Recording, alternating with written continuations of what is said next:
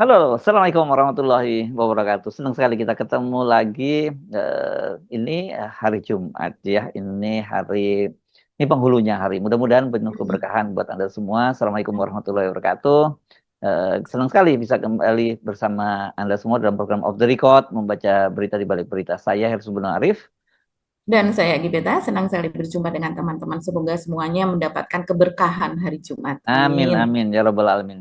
Ini apa ceritanya ini Mbak, Ketua Majelis apa ya? Majelis Hakim ya namanya ya, waktu di Komisi Ya, ya Majelis Komisioner KPI lah. Majelis Komisioner Informasi Pusat itu ya, kok dilaporkan gitu gara-gara kemarin mereka dia menyidangkan soal ijazah. Sebenarnya nggak spesifik ijazahnya Jokowi ya, itu kemarin dia yang ada gugatan lah yang Betul. ditujukan kepada Mhm. KPU Surakarta, KPU Jakarta, KPU Pusat dan juga UGM gitu. Ini aneh-aneh Mhm. aja ya, karena memang isu itu kemarin itu ya membuat Pak Jokowi terpojok dan tentu saja kemudian para ternaknya ya bereaksi, dan ini pola lama, setiap kali ada apa laporin, setiap kali ada apa laporin. Gitu ya. Iya, mohon maaf tadi saya menyebut Komisioner KPI, maksudnya KIP, KIP Komisi ya. Informasi Ya, sip. Pusat, Yes, begitu ya. Kalau hmm. nggak di pusat berarti misalnya Komisi Informasi berdasarkan provinsi Hmm. masing-masing itu seperti itu. Hmm. Ya, jadi ini memang aneh ya Mas Hersu, orang Hmm. sedang bersidang kok dilaporkan kan sebetulnya bisa menempuh jalur lain begitu. Jadi apalagi ini akan dilaporkan, ini baru akan ya pernyataan dari Laskar Cinta Jokowi. Laskar Cinta Jokowi ini adalah sebuah organisasi relawan yang kita tahu di dalamnya antara lain yang ketika itu sowan ke Solo dan kemudian sesudah selesai bertemu Jokowi mereka mendeklarasikan apa itu namanya barisan Termul, geng termul. Solo. Nah, geng Solo ya, geng Oh, Solo bukan. ya. Oh, Geng Solo ya, ya. barisan geng Solo untuk Hmm. menggantikan biasanya orang kan menyebutnya oh dia masuk ke dalam geng Solo dan di dalamnya itu artinya adalah orang-orang Jokowi tapi pejabat-pejabat Hmm. yaitu misalnya seperti Listio Sigit yaitu Kapolri terus kemudian Panglima TNI Agus Subianto terus kemudian ya banyaklah di situ yang pada saat di masa lalu ketika Jokowi menjadi wali kota mereka itu Hmm. menjabat juga di Solo atau di Solo Raya dan kemudian juga orang-orang lain yang kemudian menjadi apa ya yang sangat dekat kepada Jokowi misalnya Erick Thohir dia menjadi ketua tim pemenangan Jokowi pada 2019 misalnya seperti itu kemudian dimasukkan ke dalam geng Solo. Nah, ketika itu mereka mengatakan sebenarnya geng Solo itu adalah kami. Jadi seolah-olah ingin menggantikan supaya diksi tersebut tidak digunakan lagi, tapi ternyata nggak laku. Hmm. Relawan barisan Geng Solo itu atau BGS itu tidak laku. Nah itu antara lain mereka yang ada di situ ketika itu sebagai deklarator BGS itu mereka adalah juga anggota dari Jokowi Lovers ini atau Hmm. Laskar Cinta Hmm. Jokowi begitu Mas Hersu ya. Hmm. Jadi di sini beritanya pertama kali muncul ada di media Money Talk. Money Talk ini biasanya bicara soal keuangan, tapi Hmm. nggak tahu kenapa kemudian dari Laskar Sinta ini mengirimkan surat begitu ke Money Talk, terus kemudian menyebar deh ke media-media yang lain gitu. Nah di sini disebutkan, saya bacakan saja takut salah ya, karena saya pun juga tidak tahu nih ketua Laskar Cinta namanya Suhandono Baskoro ini orangnya yang mana begitu ya, karena relawan Jokowi kan banyak sekali. Nah Suhandono Baskoro ini mengatakan akan melaporkan Komisioner Komisi Informasi Publik yang ketika itu menjadi ketua majelis dalam sengketa ijazah Jokowi dengan pihak pemohon yaitu Bon Jovi Hmm. atau bongkar ijazah Jokowi yang sekarang kita tahu antara lain Bon Jovi itu isinya adalah Lukas Luarso, ini jurnalis ya, mantan ketua Aliansi Jurnalis Indonesia atau AJI. Kemudian di situ ada juga Leoni Lydia yang kita tahu ini juga aktivis dan mungkin juga akademisi. Kalau dulu saya mengenalnya begitu, saya tidak tahu sudah lama tidak berhubungan. Dari ITB Yang ya tahu ini Mbak ya. saya dia tetap menjadi sebagai iya dari ITB setahu saya Mas Irsu ya. Hmm. Dan kemudian juga masih ada lagi pihak-pihak yang lain begitu yang bersengketa dan kemudian ketua majelisnya ini adalah Rospita Vici Faulin. Kita sebut saja Ibu Rospita begitu ya. Ibu Rospita ini akan dilaporkan ke Baris Krim Polri karena menunjukkan sikap tidak netral. Ini menurut Hmm. Suhandono Baskoro tadi ya. Dan melakukan tindakan yang mencederai proses persidangan KIP yang tengah menyidangkan sengketa informasi tersebut. Ini alasannya coba saya bacakan ya pernyataan-pernyataannya. Rospita membiarkan Roy Suryo dan kelompoknya bersorak, tertawa, dan memprovokasi opini publik. Ini sangat tidak pantas bagi seorang ketua majelis. Jadi rupanya pada saat itu, pada sidang, kan memang Roy Suryo juga hadir, tapi sebagai apa namanya, sebagai penonton lah biasa. Kita kalau ada sidang kan kita suka hadir gitu. Sebagai pejabat publik, Rospita seharusnya memahami bahwa sikap permisif terhadap kegaduhan bisa mempengaruhi persepsi publik. Ini bukan hanya soal etika, tetapi soal integritas lembaga negara.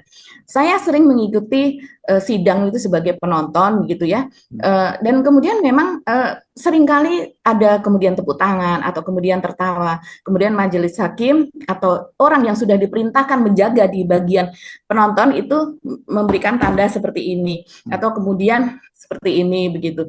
Itu spontan saja terjadi, tidak ada komando, biasanya memang seperti itu, dan itu terjadi pada banyak sengketa seperti misalnya juga yang live ketika itu misalnya ada di Mahkamah Konstitusi, kemudian ketika ada pernyataan-pernyataan yang menimbulkan rasa kok kayak gitu ya, rasa keheranan, tiba-tiba bergemuruh dan majelis hakim kan mengatakan. Ya, kemarin juga yang bergumur adalah Iya, Firdaus Wibowo. Dia datang ke sana masih pakai apa toga pengacara, padahal dia udah diskors dan disuruh copot toganya. Iya.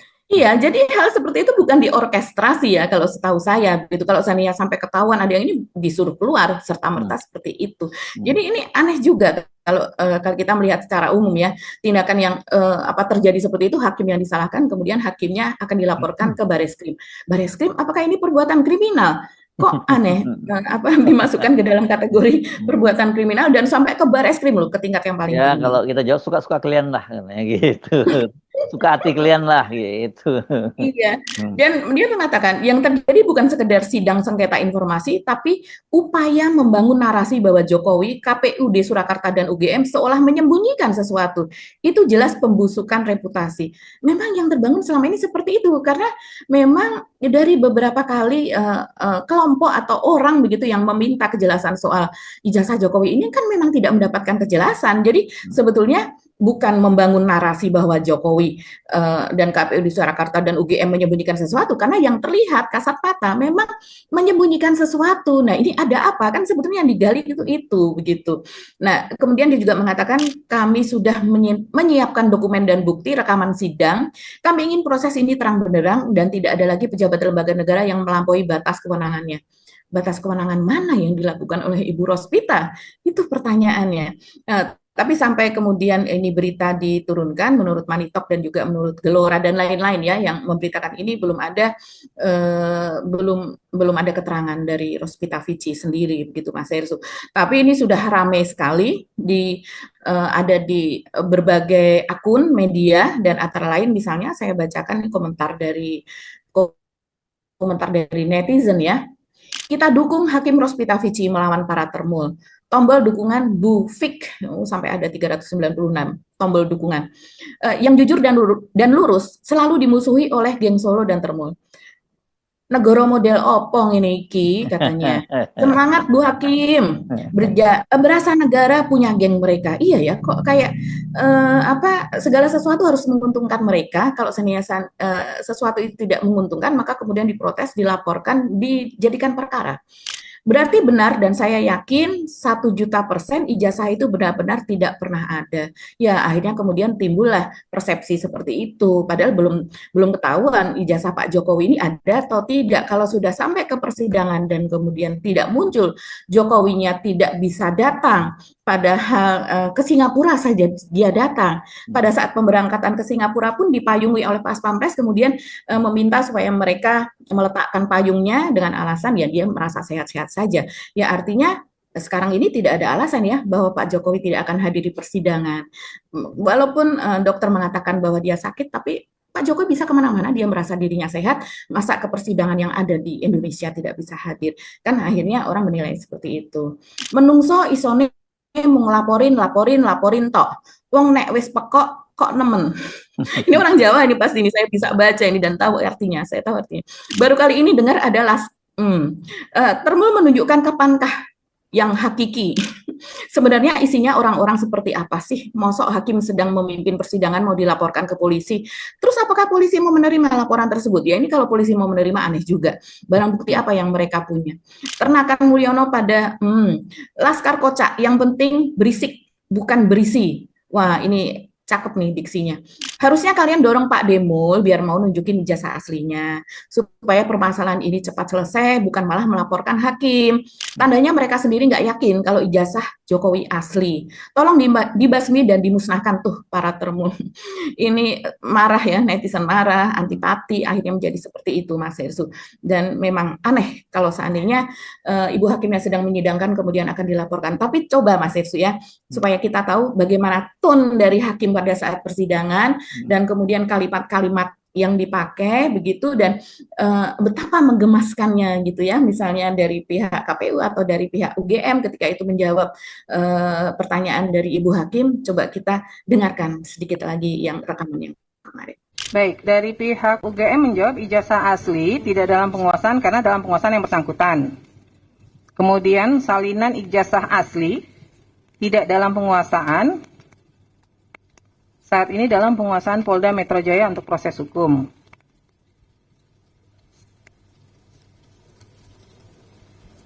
Pak, nggak ada fotokopinya sama sekali, Pak. Salinan ijazah. Jadi ketika diserahkan ke Polda Metro Jaya, terus UGM nggak punya salinan sama sekali gitu. Kalau yang diserahkan adalah fotokopi yang dari kertas lama. Ya, maksudnya gini. Dari kertas. Kan menyerahkan dokumen ke Polda. Nah, pada saat menyerahkan itu kemudian pihak UGM nggak punya sama sekali dokumen apapun lagi terkait ijazah, salinan ijazah itu. Iya, yang kita serahkan ke Polda itu yang salinan yang asli gitu Ibu, gitu ya. Iya, salinan asli. Fotokopi yang lain nggak ada?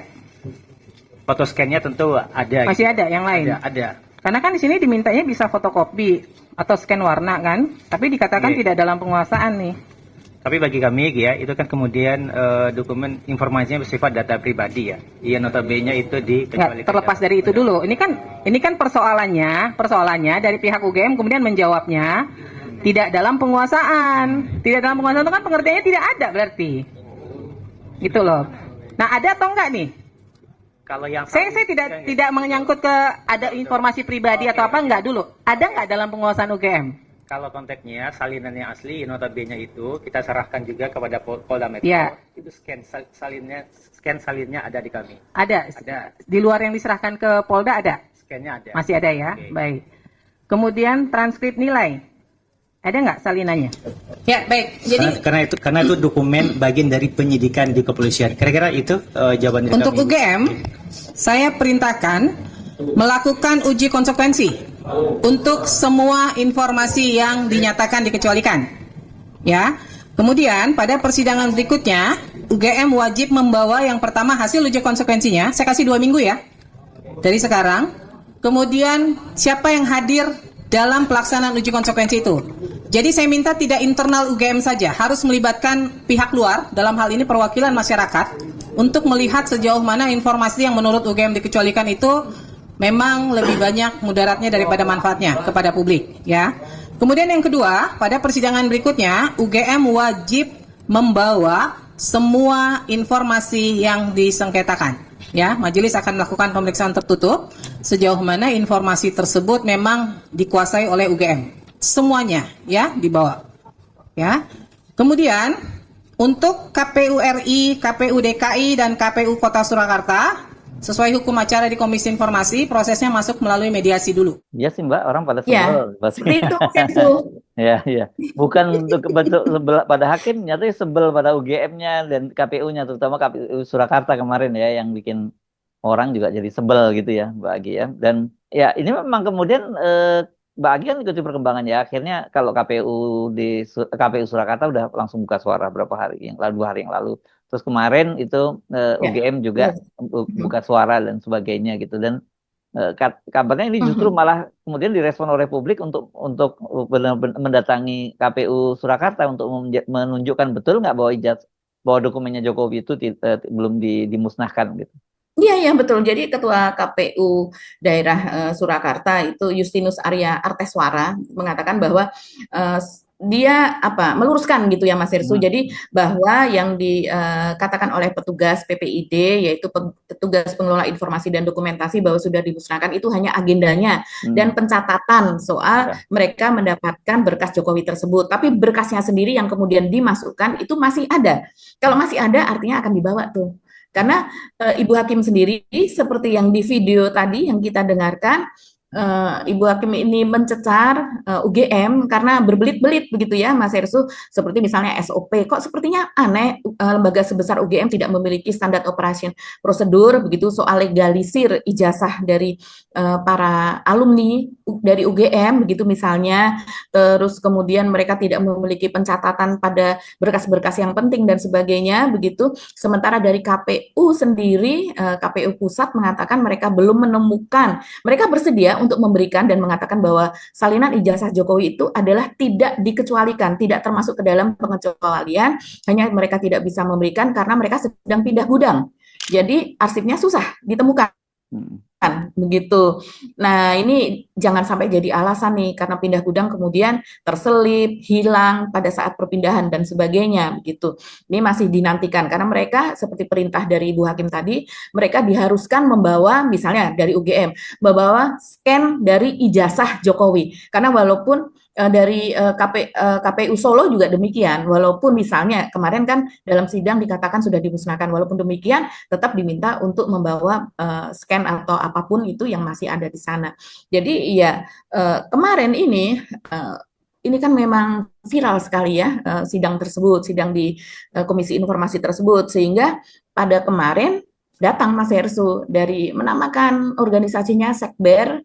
Sekber itu biasanya sekretariat bersama ya, singkatan dari itu, Sekber Solo Raya, yang dimana salah satu pimpinannya itu disebut Pak Yusuf atau Ustadz Yusuf begitu, itu yang kemudian menanyakan soal itu kalau seandainya memang masih ada mana begitu, kalau seandainya sudah dimusnahkan karena apa? Kemudian dijawab oleh Ketua KPUD Solo yaitu Yusinus Arya itu bahwa memang tidak termasuk yang dimusnahkan, tapi mereka sekarang sedang membereskan berkas tersebut dan nanti akan dibawa ke sidang di Komisi Informasi. Ini tambah seru karena berarti tidak musnah begitu kan, berarti artinya akan bisa diperlihatkan. Dan kemudian Majelis Hakim ini, Ibu Rosita ini sendiri juga sangat tegas ya, bahwa untuk setiap penghitaman atau setiap blok atau cover up, yaitu penutupan dari misalnya berupa tanggal ditutupi, nomor ijazah Jokowi begitu ditutupi, yang dari KPU dan yang dari UGM juga, dan kemudian ada tanda tangan dekan, tanda tangan rektor dan sebagainya begitu.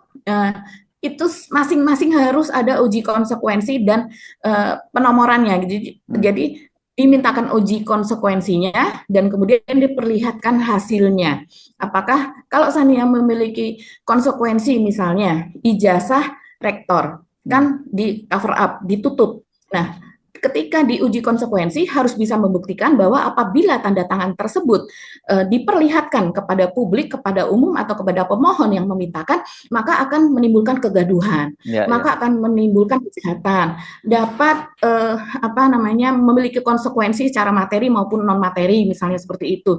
Nah, kita kan bertanya-tanya, kira-kira kalau ijazah rektor itu kan bertebaran di mana-mana, Mas Hersu, bukan sesuatu yang asing buat publik. Apakah akan menimbulkan kejahatan, kegaduhan, fitnah atau kerugian kepada pihak yang pemilik tanda tangan tersebut begitu. Ini berat karena beberapa dari jawaban yang kemarin yang ada di sidang itu sedang dimintakan uji konsekuensi, tapi belum ada hasilnya. Nah, belum ada hasilnya saja mereka sudah ngeblok begitu. Jadi itu yang rupanya membuat tadi Laskar Cinta Jokowi itu gerah ya, karena memang ini akhirnya dikulik dengan sangat detail untuk memperlihatkan dan juga dengan rasa keadilan tentu saja, karena memang semua Jokowi adalah pejabat publik dan kemudian kita berhak untuk mendapatkan itu. Karena kalau ini ujian ini Mas Hersu ini ternyata kita ternyata sebagai publik itu dikalahkan begitu ya terhadap informasi-informasi seperti itu, maka kemudian informasi soal korupsi, informasi soal anggaran, informasi-informasi yang kita sebetulnya bisa dapatkan, misalnya soal perjanjian ekspor impor itu berdampak banyak sekali. Itu akan membuat kita tidak mengetahui apa-apa bagaimana negara ini dikelola begitu. Terserah pejabat-pejabat itu akan seperti apa, toh informasi tentang ini tidak bisa diakses oleh publik. Itu sebenarnya mengarah kepada pengelolaan negara yang efisien, yang transparan, yang adil seperti itu. Iya. Oke, soal ini saya nggak tahu kapan sih sidangnya lagi, Mbak Agi? Ya, saya juga belum tahu sidangnya lagi kapan. Kalau dari wawancara dari Solo ini juga mengatakan menunggu pemberitahuan kapan ini sidang akan berlangsung. Sementara kalau dari Ibu Hakim mengatakan diberikan waktu 2 minggu untuk melakukan uji konsekuensi dari tiap-tiap berkas yang mereka berikan kepada pemohon dan kemudian diblok tersebut. Yes, oke. Ini menarik. Jangan sampai don't miss it ya, gitu. Jangan kemana-mana.